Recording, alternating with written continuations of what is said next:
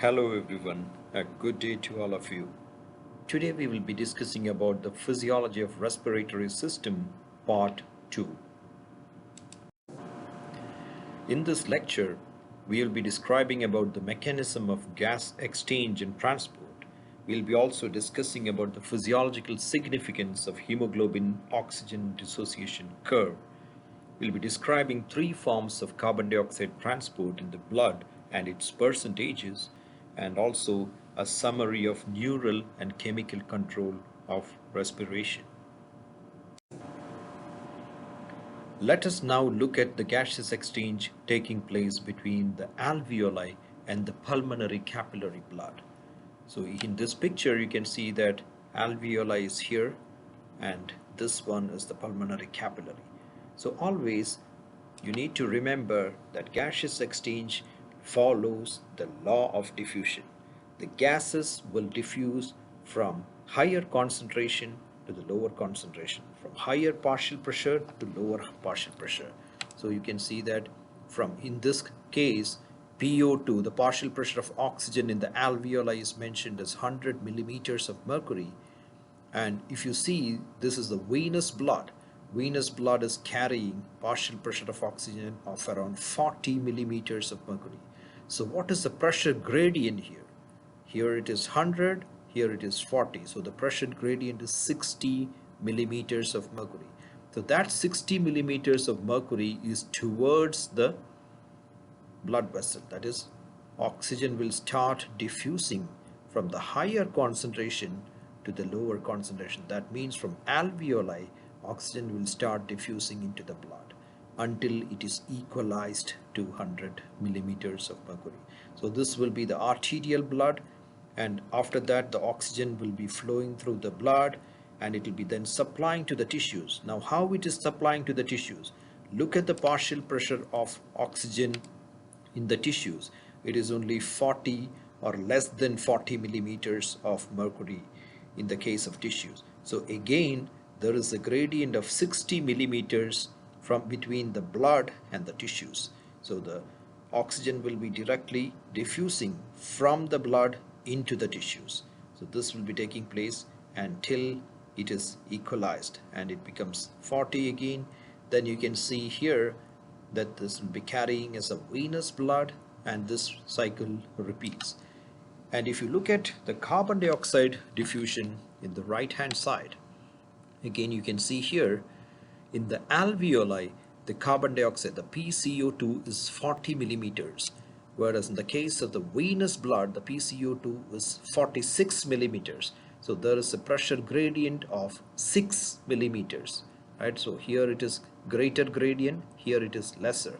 So in here it is lesser value when compared to this one. So there is a gradient of 6 millimeters which will be making the carbon dioxide to move from the blood or to diffuse from the blood to the alveoli. So that is how the diffusion will be taking place. At the same time, when it comes to the tissue, you can again appreciate this. The PCO2 in the arterial blood is 40 and the PCO2 in the tissues is 46. So again there is a gradient of 6 millimeters, but the gradient is towards in this direction, right? It will be going from the tissues into the blood. So carbon dioxide will be released and then carbon dioxide will be carried and in the venous blood. So that is how the diffusion will be taking place. Remember always that the diffusion will follow, or the gaseous exchange will follow, the law of diffusion. Always it will move from a higher partial pressure to a lower partial pressure gradient. This particular slide you need to memorize because these are all important values which will be used later. The alveolar PO2 is 105 millimeters, alveolar PCO2 is 40 millimeters, arterial PO2 is 100 millimeters, arterial PCO2 is 40 millimeters, venous PO2 is 40, venous PCO2 is 46. So these are all the normal values which has to be considered as an important one. This is the same explanation what we gave in the previous slides, how the diffusion will be taking place at this different levels. So this is nothing much to explain on this. So remember, the previous values are the most important one. You need to memorize that in the previous slide. Now let us see how oxygen is transported in the blood. Oxygen is transported in two forms: a combined form in combination with hemoglobin, and a dissolved form which is dissolved in plasma. 98.5% of oxygen is found in combined form in combination with hemoglobin within the RBCs. So this is the major amount, and you have got a minor amount that is dissolved in plasma. About 1.5% of oxygen is dissolved in plasma. So always the plasma will be having the dissolved form of the gases. In this case we are talking about the oxygen. So 1.5% of oxygen is found in plasma in dissolved form. Remember, there is a major difference between the combined form and the dissolved form. You need to differentiate between the combined form and the dissolved form. In dissolved form, the amount is very low. It is only 1.5% of oxygen when compared to 98.5% of oxygen being in the combined form. But what is the importance of having this dissolved form? It is the dissolved form of any gas, the dissolved form in plasma, that is the one which is responsible for exerting the partial pressure. Which means, let us take an example. If you are talking about the partial pressure of oxygen, PO2, in arterial blood, and we are talking about the partial pressure of carbon dioxide, PCO2, in arterial blood. What is this? The partial pressure of oxygen in the arterial blood, which means we are talking about the dissolved form of oxygen in arterial blood, which is capable of exerting the partial pressure. So partial pressure is exerted only by those gases which is in the dissolved form, and it is not the combined form.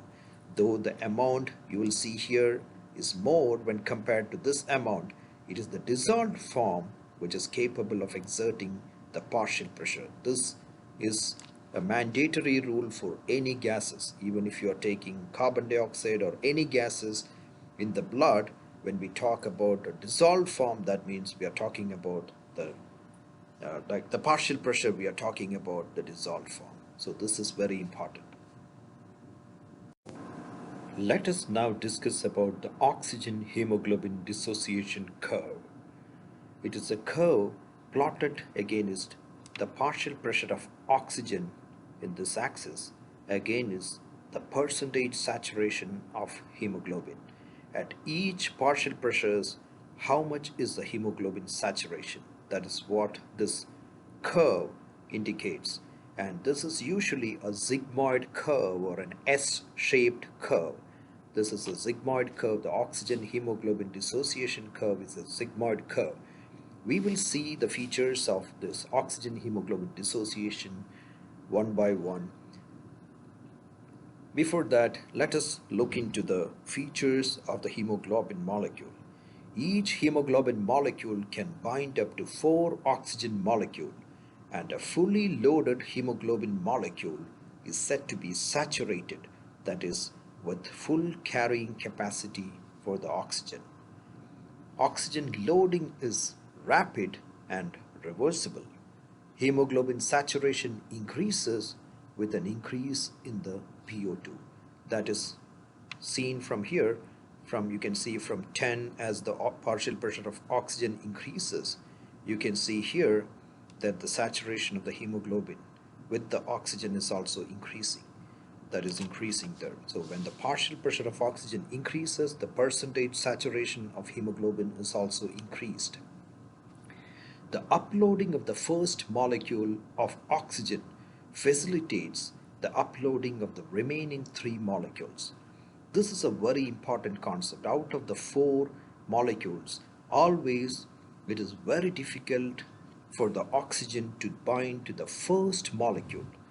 When the first molecule is bound with oxygen, a conformational change will take place in the molecule which will facilitate further addition of the oxygen.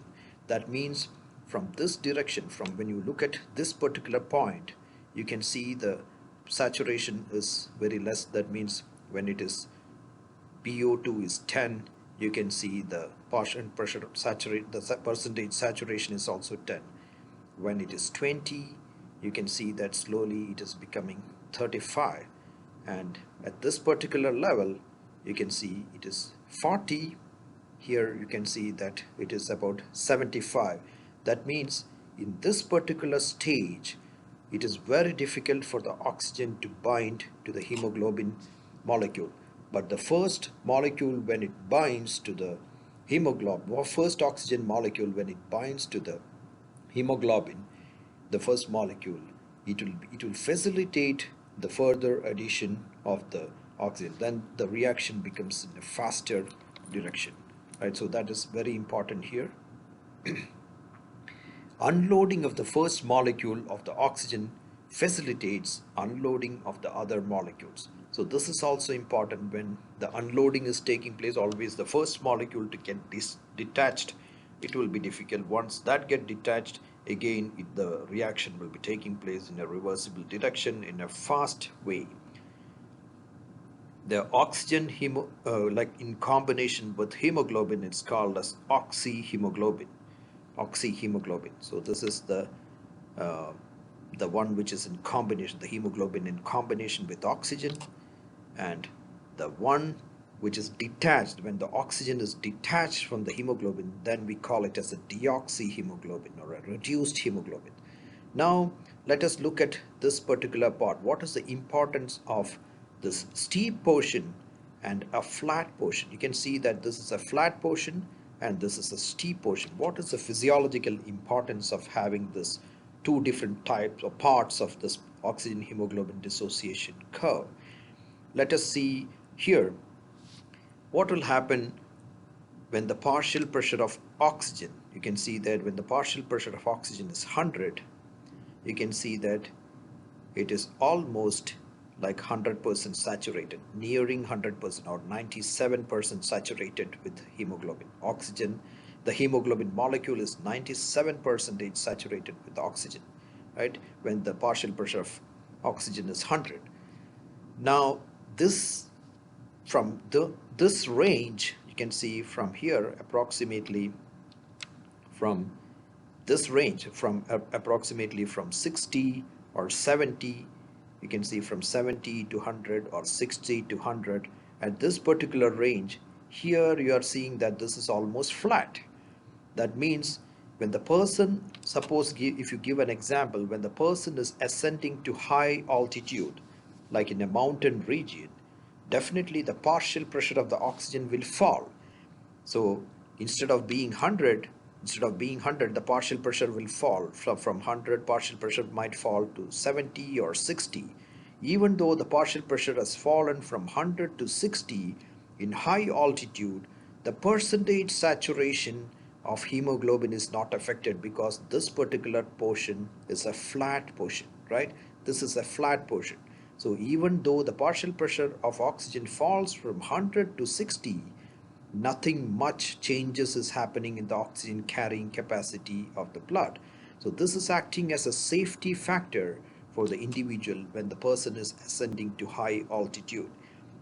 Similarly, when the partial pressure falls in a case of a hypoxic condition, so in these conditions, if the individual is given like 100% oxygen or any of those situations where you increase the partial pressure of the blood by inducing, so you can see that this particular portion here, now if it has fallen to a very low value, you can see that when you increase the partial pressure, it will pick up very fast, right? See from here, if you say when the partial pressure was 10, you can see the partial pressure of like the percentage saturation was 10. Now if you increase it to 50, you see what is the percentage saturation. You can see that it is going towards 80. That means if you just increase a slight increase in the partial pressure of oxygen will bring about a huge difference in the percentage saturation of the hemoglobin. So that will be helpful for the patient, because whenever the patient is having less amount of oxygen carrying capacity in the blood, giving 100% oxygen or oxygen therapy will help in this particular situation, because it will be falling in the steep portion of the curve. So the steep portion of the curve is this region, and you can see that this is the flat portion of the curve. Rapid loading and unloading of oxygen between 10 to 50, that's the steep portion. So between 10 to 50 it is always considered to be the steep portion, and the flat portion, so there is a physiological significance for both these.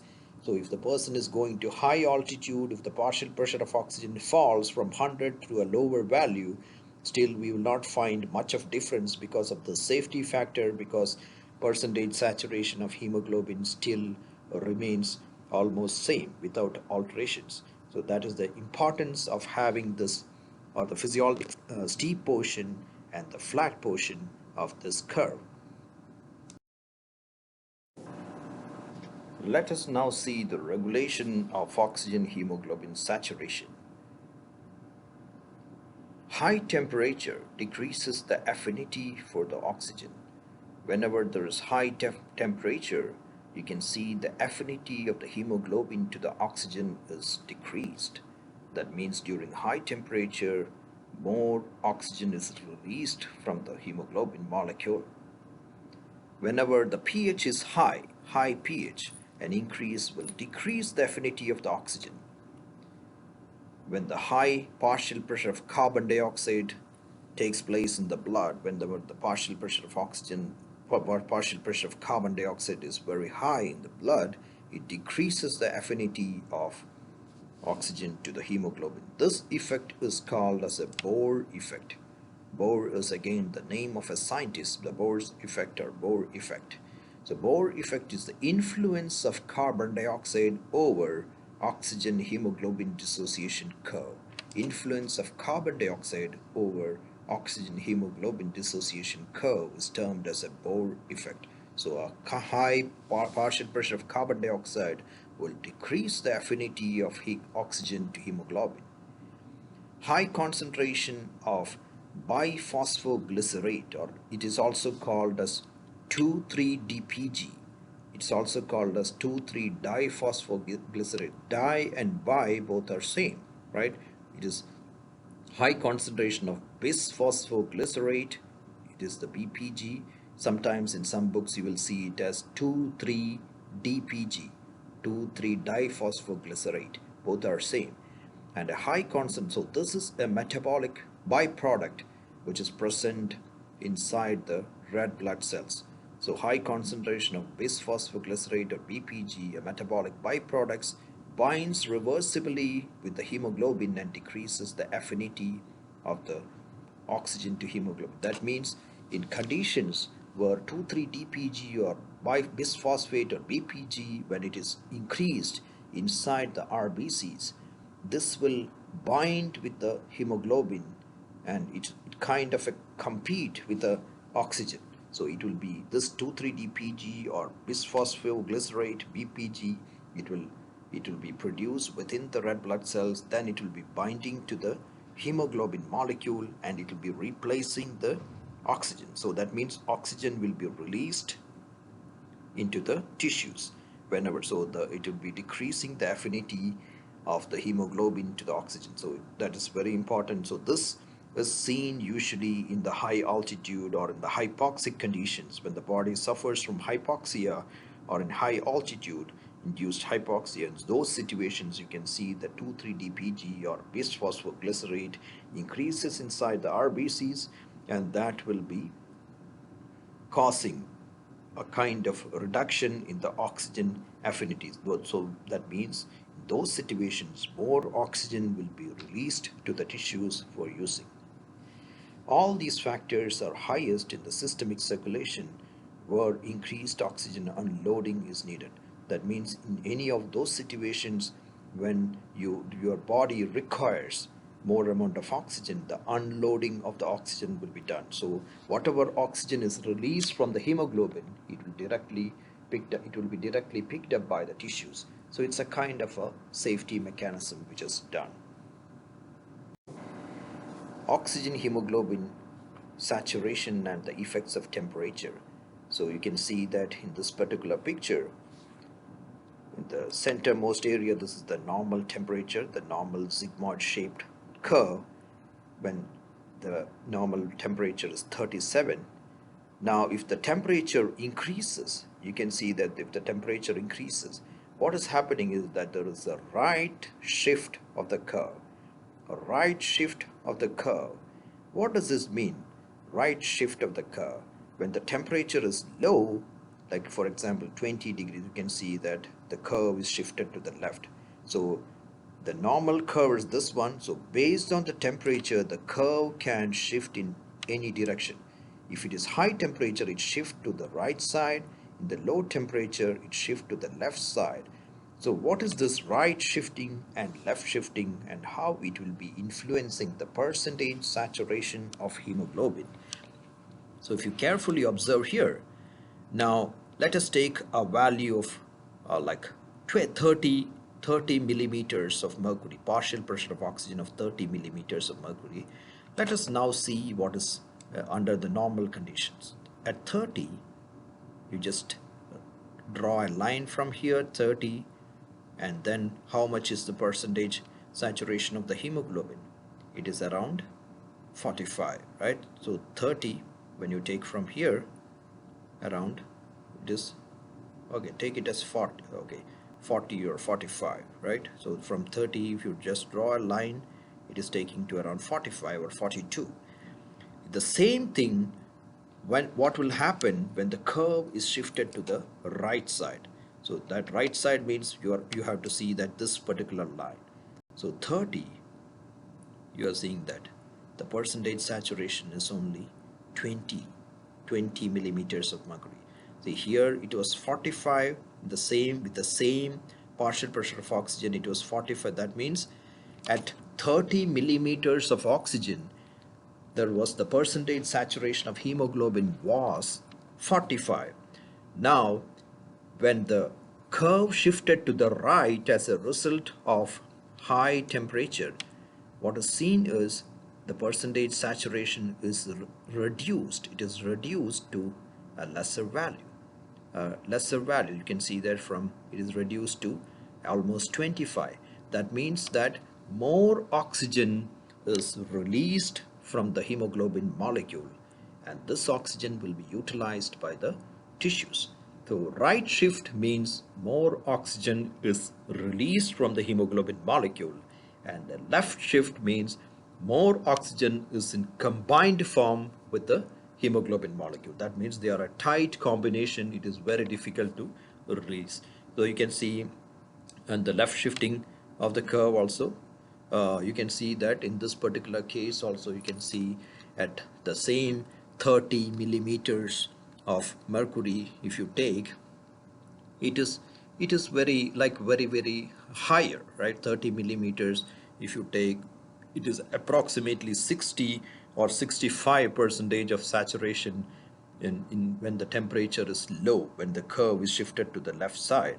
So that is important, that in any of these situations, when the right shift, which means that when the curve is shifted to the right, more oxygen is released, and left shift means more oxygen is bound to the hemoglobin.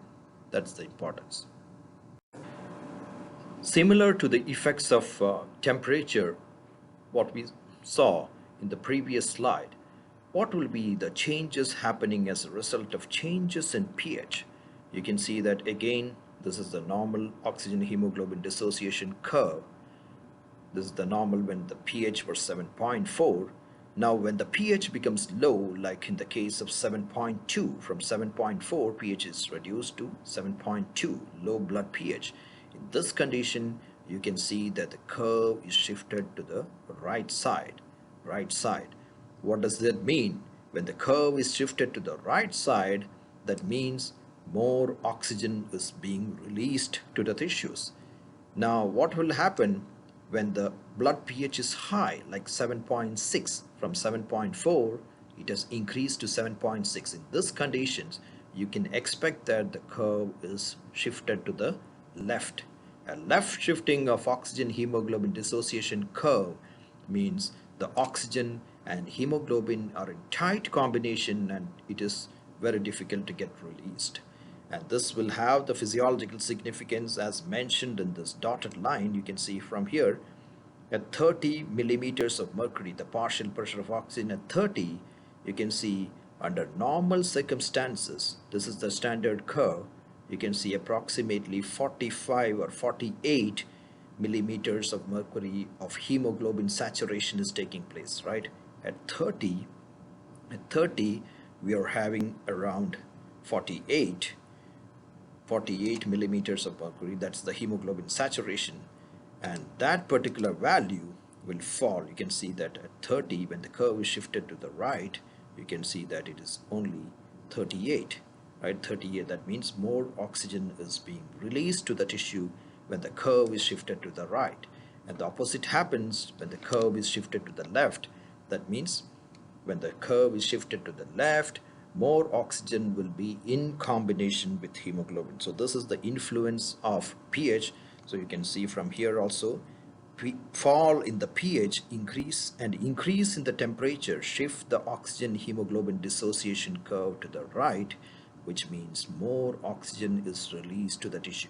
So here it is explaining based on the PCO2, the partial pressure of oxygen, and what is the influence of carbon dioxide on oxygen hemoglobin dissociation curve.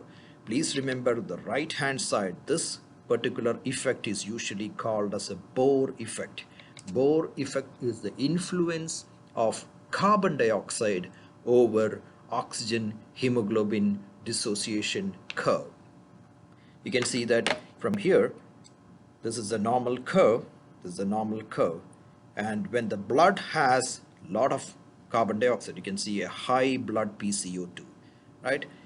So it is very logical to think when our blood is filled with carbon dioxide, we need, or our body need, more amount of oxygen to the tissues, right? So in this case, when the blood is loaded with high amount of PCO2, the carbon dioxide, what is happening is the oxygen hemoglobin dissociation curve will be shifted to the right, which means more amount of oxygen is released from the hemoglobin to the tissues. So it is again acting as a physiological mechanism or a safety factor here, right? When the blood PCO2 is lower, more hemoglobin is in combination with the oxygen. So this will be there.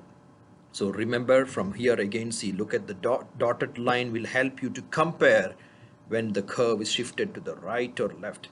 So when you look at from 30, under normal standard condition, the black curve is the normal blood at normal blood PCO2. You can see that during this time, approximately 48% saturation of hemoglobin was there.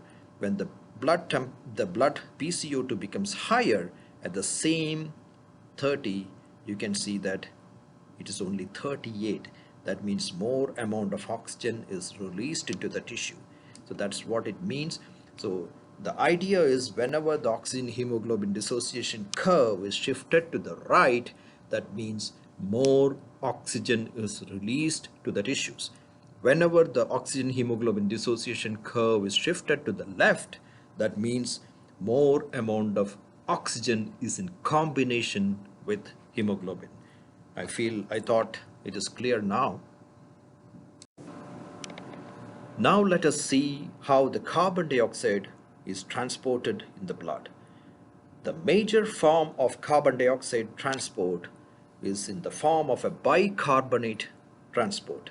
So 70% of carbon dioxide is transported in the form of bicarbonate. You can see that there is a reaction which is happening here. Carbon dioxide in combination with water, which will be forming carbonic acid. This is a very unstable acid, and as soon as it is formed, it gets dissociated into H plus and HCO3 minus bicarbonate. This is the bicarbonate. So this will be involved in the acid base balance, And you'll be seeing that later lungs and kidney will be having an important role in the regulation of acid-base balance. And here there is another effect which is called as a Haldane effect. Haldane effect is just opposite of the Bohr effect. What was Bohr effect? Bohr effect was the influence of carbon dioxide over oxygen hemoglobin dissociation curve. And here Haldane effect means it is the influence of oxygen over carbon dioxide hemoglobin dissociation curve. There is another curve which is carbon dioxide dissociation curve. When you plot again is the carbon dioxide with the percentage saturation of hemoglobin, and this particular curve we are not learning it here, it is not there in your syllabus, but remember that if you talk about the influence of oxygen over carbon dioxide hemoglobin dissociation curve, that is called as a Haldane effect. And Bohr effect means it is the influence of influence of carbon dioxide over oxygen hemoglobin dissociation curve. So that's the difference. One is based on oxygen, another one is based on carbon dioxide. Now the second one will be the bound form of hemoglobin, which is called as carbaminohemoglobin. About 20% of hemoglobin, 20% of carbon dioxide which is transported in the blood is in form of this form, which is in combination with hemoglobin, carbaminohemoglobin. Carbon dioxide binds directly to the amino acids of globin and it's not bound to the heme. And then the third one, which is the dissolved form, the plasma. So look at this, approximately 7 to 10% of carbon dioxide is found in the dissolved form. And remember, it is this dissolved form which can exert the partial pressure. So here whenever we say carbon dioxide PCO2, that means we are talking about the carbon dioxide which is dissolved in the plasma. It's only about 7 to 10%. So in this particular thing, remember there are three forms of transport. Out of this carbon dioxide, the major form of carbon dioxide transport is the bicarbonate form, because 70% of carbon dioxide is transported in the blood in the form of bicarbonate transport.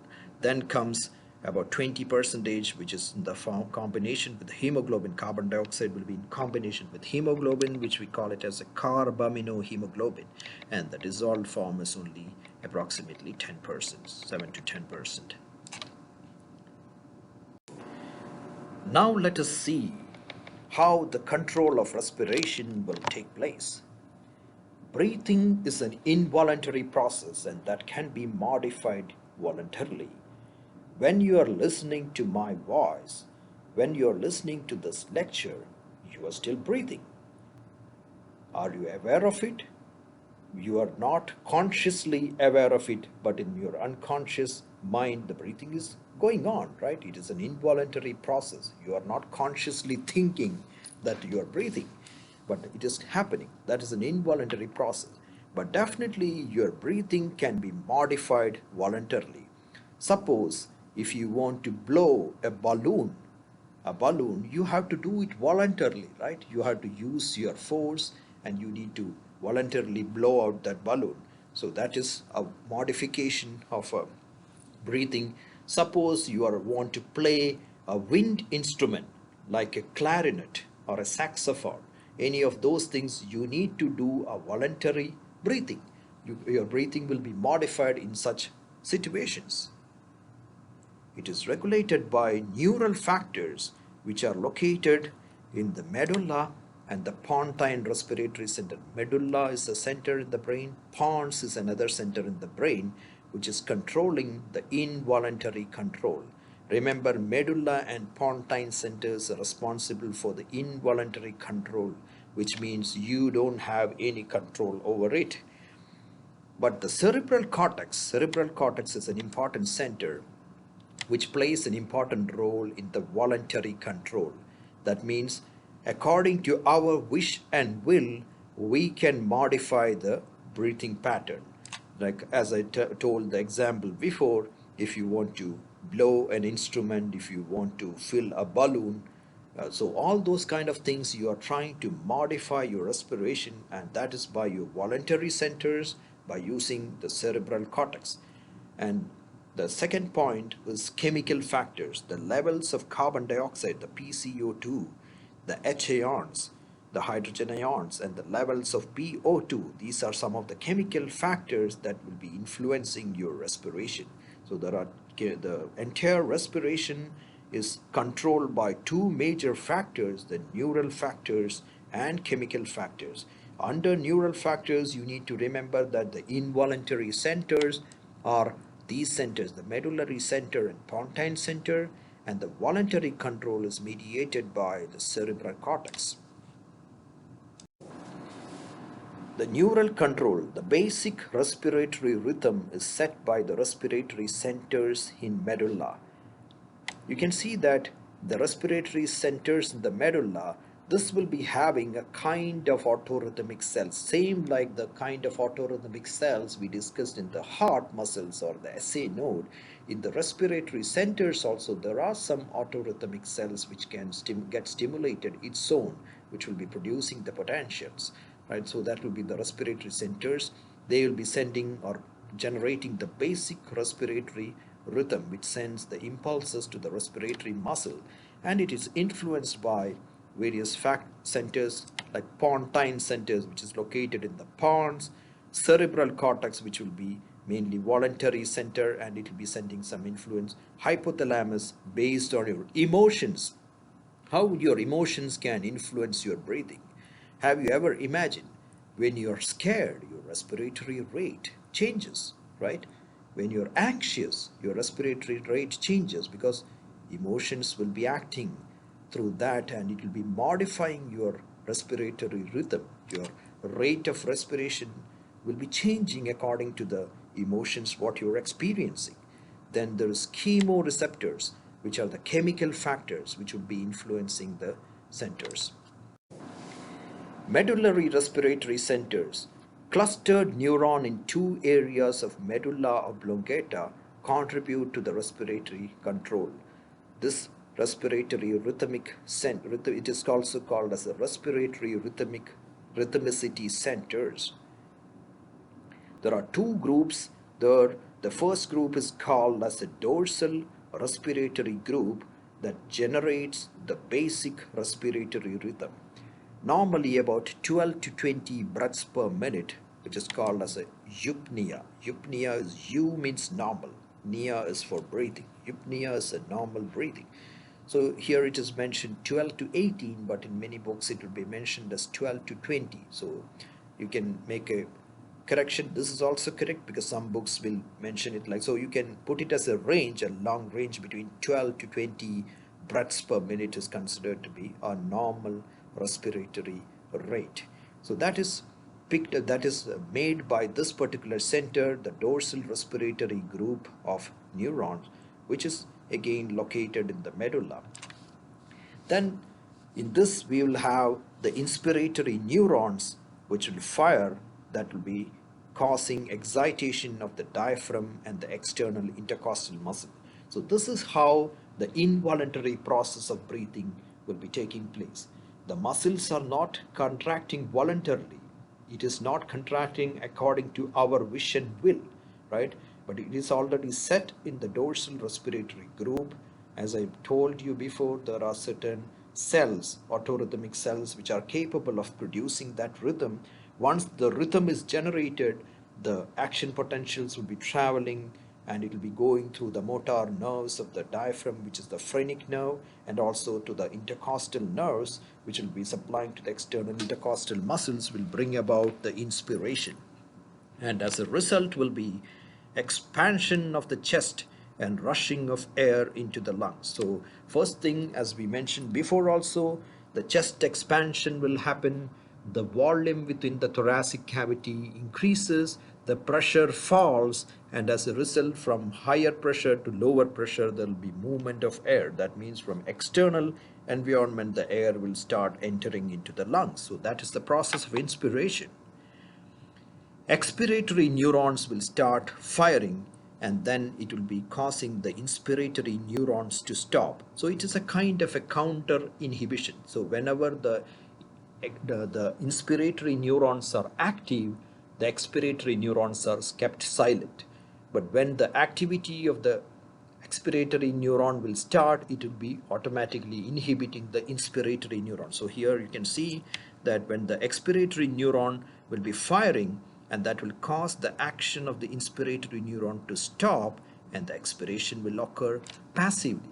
When this happens, all these muscles, this diaphragm and the external intercostal muscles, will stop contracting. It will relax and it will go back to the original position. Then what will happen to the volume of the thoracic cavity? Thoracic cavity volume decreases, the pressure within the thoracic cavity increases. Again, from a higher pressure within the thoracic cavity, there will be movement of air from the lungs to outside, and that will be marking the expiratory phase. And that is how these centers will be functioning. The ventral respiratory group, they are the medullary centers. It is responsible for forced expiration. Remember, the expiration is a passive process, but definitely we can have forceful expiration when you are blowing out, like when you are blowing a balloon, when you are blowing a wind instrument. Any of those situations, you are using powerful contraction of the expiratory muscles, which are the so-called accessory muscles, which are not used under the normal passive expiration. Normally, when we are breathing during the quiet expiration, we are not using any muscles. But when we use a forceful expiration, we require this, and that center is the ventral respiratory center, which is responsible for the forced expiration. It integrates inputs from the peripheral stretch and chemoreceptors. It will be modifying the rhythms generated by the dorsal respiratory group of neurons. Some inspiratory neurons are stimulated by the dorsal group when needed, that is, when the demands for ventilations are very high. Pontine respiratory centers. There are two centers in this category, that is pneumotaxic center and apneustic center. Pneumotaxic center and apneustic center, these are the pontine respiratory centers, and they influence and modify the activity of medullary neurons, especially during situations like vocalization, when the person speaks, sleep, exercise, any of those situations where you want to do some modification, it is done by these centers. They will be receiving from the higher brain areas like cerebral cortex, limbic system, etc., and it will be sending the sensory receptors from the periphery also. So please remember that respiration is not a very simple process. It is having lot of influence by the periphery. So it will be getting influence from the joint receptors of the body and different parts. So according to that, the respiratory rate can be modified. So these are important centers, and these are the neural centers which is regulating. You can see that the dorsal respiratory group of neuron, it is this one, DRG, or the dorsal respiratory group of neuron, which is located here in the medulla. Then you can have the ventral respiratory group of neuron. It is the VRG, which is located here again in the medulla. So you can see what is the effect of the dorsal respiratory group: stimulation of inspiratory muscles, diaphragm and external intercostal muscle. Ventral respiratory group, some effect on the muscles of inspiration, mainly effects on the muscles of forced expiration, right? This is important, forced expiration. So abdominal muscles and internal intercostal muscles, this is the one which is involved in the forceful expiration. So ventral respiratory group will be responsible for forced expiration. Then you have the center called pneumotaxic center. Here you can see the pneumotaxic center, this one. It will be there, that will be inhibitory effect on the inspiratory neuron. So it will be inhibiting the dorsal respiratory group. Then there is an apneustic center. It is this center which is in the lower part. So you can see that it will be having a stimulatory effect on the inspiratory neuron. Again, you will be doing all these things in details when you go to the next phase. If you are going to the College of Medicine, or if you're going to the camps. So you will be learning in details in the next semester. But at this point of time, whatever information, what we are giving you, this is a very basic thing, right? So you'll be doing it further. Now let us see about the inspiratory rate and the depth. Inspiratory depth is determined by the activity of the respiratory center and its stimulation of the motor neurons that excites the respiratory muscles. Respiratory rate is determined by the length of time that the inspiratory center is active and how quickly it is switched off. So you can have two ways. You can either increase the rate of breathing, that means from, if you take like 12 to 20 breaths per minute, but in certain situations when the person is doing muscular exercise, you can definitely increase it from 20, it can go to 30 breaths per minute. So that is the respiratory rate. What is the inspiratory depth? Depth means the volume of air that is taken inside. So that can be increased by increasing the capacity of the thoracic wall. So you can see that in this case, this is having multiple influence. This is the respiratory center located in the medulla and the pons, that's the respiratory center. This is influenced by, you can see that higher brain areas from the cerebral cortex. You can have, it is plus or minus, that means some influences will be stimulatory effect and some might be inhibitory influence. That depends upon what kind of emotions you are going through. If you are usually excited, you can see that the respiratory rate might be increased. Like in the case of anxiety and other things, you can see that the respiratory rate can be increased. So depending upon various situations or circumstances, this will be different. There are other kind of stimulations, like you can see the pain stimulus or emotional stimulus, which is coming, which will be influencing, and then it will be having an influence on the respiratory center. So that will be having some influence.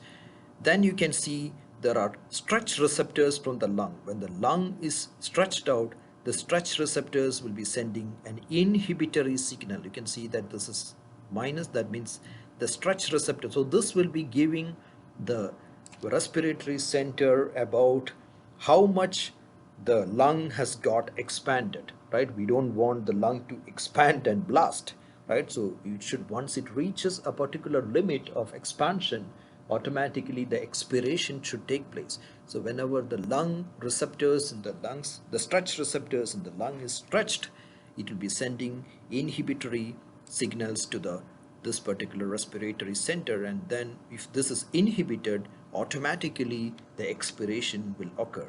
Then irritant receptor, if there is any kind of dust particles or any irritating substances which enters into our respiratory like system, this will be causing an inhibition of this particular center.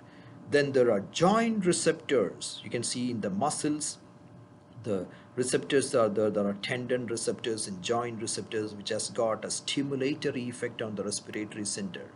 How can you imagine this? This one you can imagine when you are doing muscular exercise, influence from the joint receptors and the tendon receptors will be stimulating the respiratory center. That is the reason why we are increasing our respiratory rate when we do muscular exercise, right? So this is because of this particular influence. Then there will be peripheral chemoreceptors in the blood pressure, in the baroreceptors. When we discussed, we talked about these two areas, but this is totally different. Please remember, the location is very close to the baroreceptors, the aortic baroreceptor and carotid baroreceptors, but here we are talking about, this is chemical receptors. This is not, this is totally different from the baroreceptors. Baroreceptors are stretch receptors, but these are not baroreceptors. These are chemoreceptors, but the location is very close, that is in the arch of aorta and in the common carotid artery. So you can see that this is called as an aortic body and the carotid body. Usually this is called as aortic body and carotid body, whereas the baroreceptors are usually referred as aortic sinus and carotid sinus. So whenever you hear the term aortic sinus and carotid sinus, that means it is dealing with the baroreceptors, or it is stretch receptors, which is in relation with the blood pressure. But whenever we are talking about the partial pressure or the blood gases or the chemoreceptors, we talk about this particular centers as aortic body and carotid body. So body is referring to the chemoreceptors and sinus is referring to the baroreceptors, but the location is in the similar locations. There are two different structures here, so this is what you need to remember, right? So this peripheral chemoreceptor will be influencing by like the levels of oxygen, carbon dioxide and H ions, and the central chemoreceptors, the one which is there in the brain, that will be when it influences, when it gets the stimulus from carbon dioxide and H ions, that can also send the impulses to the respiratory center. So the respiration, when you look at it, it is not a simple process. It is having influence by different centers, so it's a very complicated process, but the scientific community has revealed most of this particular mechanisms. We'll be doing it more and more again when you go to the higher levels. Now let us see the chemical factors influencing respiration. Most important chemical factors influencing respirations are arterial levels of carbon dioxide, oxygen, and H ions. Chemoreceptors respond to chemical fluctuations and send signals to the brain. Appropriate signals will be sent to the brain based on the chemical composition of the blood. And there are two types of chemoreceptors: the central chemoreceptors, which are located in the medulla, and they are stimulated by hypercapnia. Hypercapnia is excess of carbon dioxide in the blood. So PCO2, when it is high in the blood, that condition is called as a hypercapnia, excess of carbon dioxide in the blood. So that is the potent stimulus for the chemoreceptors. Then high concentration of H ions, that means a low pH, like that will be having an indirect effect. So we will come to this like in the next slide, how it can cause an indirect effect. So these are the stimulus for stimulating the central chemoreceptors, and when the central chemoreceptors are stimulated, it will be sending the information to the respiratory center and changes the respiration. Because here if you see hypercapnia with increased PCO2, so we want to get rid of this carbon dioxide, so we need to have more oxygen into our blood, so the respiratory rate has to be increased accordingly. Now let us see the second part, which is the peripheral chemoreceptors, which are the carotid and aortic bodies. Remember again here, these are bodies, carotid and aortic bodies, right? So this bodies, which means it is the chemoreceptors. So chemoreceptor, it is referred usually as bodies, carotid body and aortic body. If you're talking about the baroreceptors, they will write it as carotid sinus and aortic sinus. So here we are talking about the chemoreceptors, which is the carotid and aortic bodies. One will be in the arch of aorta, another one will be in the junction between where the common carotid is dividing into external and internal carotid artery. It is stimulated by high PCO2 and very low partial pressure of oxygen. So hypoxia is a stimulant for this particular chemoreceptor. So or hypercapnia is a stimulant. So it will be one of the important thing which you need to know, that central chemoreceptors and peripheral chemoreceptors will be influencing the respiration. These are the chemical factors. Now let us see the effect of PCO2 on breathing rate and depth. The most potent or strongest and most regulated effect on breathing compared to all other chemical factors. So high carbon dioxide levels will be stimulating the central chemoreceptors of the brainstem. So you can see in this picture, what you need to appreciate is that, so the central chemoreceptors are located in the medulla and is highly protected by the blood-brain barrier. You can see that this is the blood-brain barrier, and this barrier will be preventing or separating the blood which is there in this blood capillary from the brain. It will not be mixing with the neurons, and these are the central chemoreceptors, and it will be highly protected structure within the medulla. Right? That means what is seen is hydrogen cannot cross the blood-brain barrier. It is very less amount of hydrogen can only cross, if at all, otherwise. So that's why hydrogen is shown like this. It is striking and bouncing back. But at the same time, the carbon dioxide can cross the blood-brain barrier because it is lipid soluble. It can easily cross the blood-brain barrier. As soon as it crosses the blood-brain barrier, in the cerebrospinal fluid, the carbon dioxide will get mixed with the water, and with the influence or with the help of this particular enzyme, which is the carbonic anhydrase, which is the enzyme that will convert this particular compound into carbonic acid, H2CO3. As we saw before also, this is a very unstable acid, and as soon as it is formed, it will be dissociated into bicarbonate HCO3 and HAon. And it is this HAon which will be going and stimulating the central chemoreceptors. So here the hydrogen which is stimulated here is an indirect source of development. It's actually developed from the carbon dioxide. Hydrogen here directly it cannot cross, but indirectly it is sending the carbon dioxide, and carbon dioxide will later form hydrogen, and it is this hydrogen which will be stimulating the chemoreceptors here, right? Chemoreceptors in the central. So this is a very important one. It is an indirect way by which the central chemoreceptors are stimulated. So hydrogen directly cannot cross the blood-brain barrier, and it is this particular influence which is the carbon dioxide which is crossing. And hypercapnia is increased PCO2, and overall result will be an increase in the rate and depth of breathing. Effect of arterial pH on breathing rate and depth. A little direct effect of pH will be seen on the central chemoreceptors. pH act mainly on the peripheral chemoreceptors to modify the ventilation. You can see that the low pH increases the ventilation. That means the breathing rate and depth of breathing will increase, and high pH will be decreasing the ventilation. A drop in the pH may result from carbon dioxide accumulation or from accumulation of metabolic waste, example lactic acid during exercise or fatty acid metabolites. So here in this particular picture, the slide, you need to just remember that the chemoreceptors, the peripheral chemoreceptors will be the one which is mainly responding to the pH when compared to the central chemoreceptors. The central chemoreceptors has very less effect in responding to the pH changes of the blood.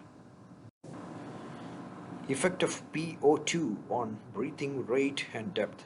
Peripheral chemoreceptors of the aortic and carotid bodies respond to the arterial oxygen levels.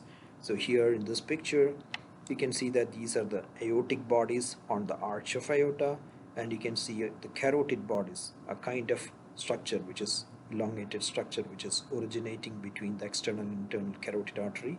That bifurcation at that point, that is the carotid body. So carotid body and aortic body, these are the chemoreceptors. Effect of PO2 on the ventilation is small and limited to enhancing the sensitivity of the peripheral chemoreceptors to increase the PCO2. You can see that this is very important. The effect of PO2 is seen only after when the blood PO2 falls to less than 60 millimeters of mercury. So this one. So whenever the PO2 of the blood falls to 60 millimeters of mercury, you can see that the chemoreceptors will be activated. Chemoreceptors will be activated, and then it will be controlling the breathing. This is again showing the picture of the chemoreceptors. In this picture, again, you can appreciate the baroreceptors also. So baroreceptors, as I mentioned before also, that is included in the blood pressure regulation. So this bulged structure is the baroreceptors. It is nothing to do with the respiration. It is purely controlling the blood pressure. So it is involved in the blood pressure regulation because they are stretch receptors. And chemoreceptors are these two, carotid body and the aortic body, which is located carotid bifurcation. So the sign, whenever they say the sinus, that means it is referring to the what kind of receptor it is. Carotid sinus, that means they are the baroreceptors. If it is carotid body, it is the chemoreceptors. So it is the innervation which is given. Carotid bodies, they are sensitive to partial pressure of oxygen, partial pressure of carbon dioxide, and pH. Efferents will be the nerve which is supplying, will be the glossopharyngeal nerve. Glossopharyngeal nerve is the ninth cranial nerve. Aortic body. Aortic body, it is sensitive to partial pressure of oxygen, carbon dioxide, but not to pH. Remember that this is the difference between the aortic body and the carotid body. Here, this will not be able to respond or detect to the pH changes, the aortic body, whereas carotid body will be able to detect the pH changes also. So aortic body is this one. This one is the aortic body here, and this is the carotid body. So carotid body can detect the pH changes in the body, but aortic bodies cannot detect the pH changes. And the efferents will be through vagus nerve, which is the 10th cranial nerve. So 9th cranial nerve is glossopharyngeal nerve, and 10th cranial nerve is vagus nerve. So you need to remember what is the nerve supply to these, and to which all factors the carotid and aortic bodies will be responding. Factors affecting breathing. Let us see the hypothalamic control. Hypothalamic control, the strong emotions and the pain, these are some of the stimulus which is sent through the hypothalamus, which will be sending signals to the respiratory centers, and it will bring about modification and modulation of the respiratory rate. Like if you are having a pain, and if you are having an emotion like anxiety, which can increase the respiratory rate. Cortical control, voluntary control of the breathing, and we mentioned before also, it is the cerebral cortex which is considered to be the voluntary center that can influence the breathing. According to our wish and will, we can modify the breathing. Pulmonary irritant reflexes. So this also we saw it in the previous picture, that it will be having a kind of influence on the respiratory rate. Then you have inflation reflex, which is also called as a Herring-Brewer reflex. Herring-Brewer reflex is another name which is given for the stretch receptors. We have seen that when the lung is stretched, it will be sending an inhibitory stimulus to the respiratory centers to stop the inspiratory process, and then it will be passively, the expiratory center will be active, and then expiration will take place. So stretch receptors in the visceral pleurae conducting passages are stimulated, and conducting passages are stimulated when the lungs are inflated, and it inhibits further expansion of the inspiration, or the expansion of the lung is prevented. So it is Herring-Brewer reflex is a kind of a protective mechanism where it will be preventing the overstretching of the lungs. Influence of carbon dioxide on blood pH. Hydrogen ions released during carbonic acid dissociation is buffered by the hemoglobin and other proteins within the RBCs. Always a buffering mechanism is required so that the pH has to be maintained. Bicarbonate diffuses into the plasma and becomes a part of carbonic acid bicarbonate buffer system. So here in the plasma you will be having this bicarbonate buffers, and it is important in controlling the pH. If the H ions in the blood is rising, then the excess is removed by the formation of carbonic acid.